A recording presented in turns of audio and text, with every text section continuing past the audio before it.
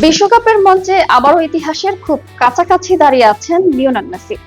টানা দ্বিতীয়বার আর্জেন্টিনাকে ফাইনালে তোলার পর তার সামনে এখন একসঙ্গে চারটি বড় লক্ষ্য: বিশ্বকাপ শিরোপা, গোল্ডেন বুট, গোল্ডেন বল এবং নবম ব্যালন ডি'র।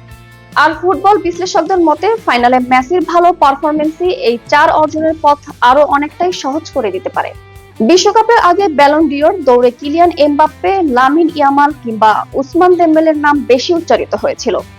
আর্জেন্টিনাকে নেতৃত্ব দিয়ে টানা দ্বিতীয়বার ফাইনালে তোলার পর ব্যালন ডি'রের আলোচনায় আবারও সবচেয়ে এগিয়ে উঠে এসেছেন মেসি।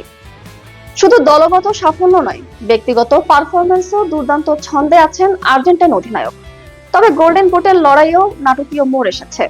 তৃতীয় স্থান নির্ধারণী ম্যাচে জোড়া গোল করে 10 গোল নিয়ে শীর্ষে উঠে গেছেন ফ্রান্সের কিলিয়ান এমবাপ্পে। অন্যদিকে মেসির গোল 8টি, অর্থাৎ ফাইনালে অন্তত 2টি গোল করতে পারলেই এমবাপ্পেকে টপকে নিজের ক্যারিয়ারের প্রথম বিশ্বকাপ গোল্ডেন বুট জয়ের সুযোগ তৈরি হবে তার সামনে। বিশ্বকাপে ব্যক্তিগত আরেকটি ইতিহাসও হাতছানি দিচ্ছে মেসিকে। 2014 ও 2022 সালে গোল্ডেন বল জিতে টুর্নামেন্ট সেরা খেলোয়াড় হয়েছিলেন মেসি। এবারও যদি সেই পুরস্কার জেতেন তাহলে বিশ্বকাপ ইতিহাসে প্রথম ফুটবলার হিসেবে 3বার গোল্ডেন বল জয়ের রেকর্ড করবেন। অন্যদিকে টানা দ্বিতীয় বিশ্বকাপ জয়ের কীর্তিও তাকে নিয়ে যেতে পারে এক অনন্য উচ্চতায়। 4 বছর পর আবারও যদি শিরোপা ওঠে তার হাতে, তবে সর্বকালের সেরা ফুটবলার নিয়ে চলমান বিতর্কে মেসির অবস্থান আরো অপ্রতিদ্বন্দ্বী হয়ে উঠতে পারে।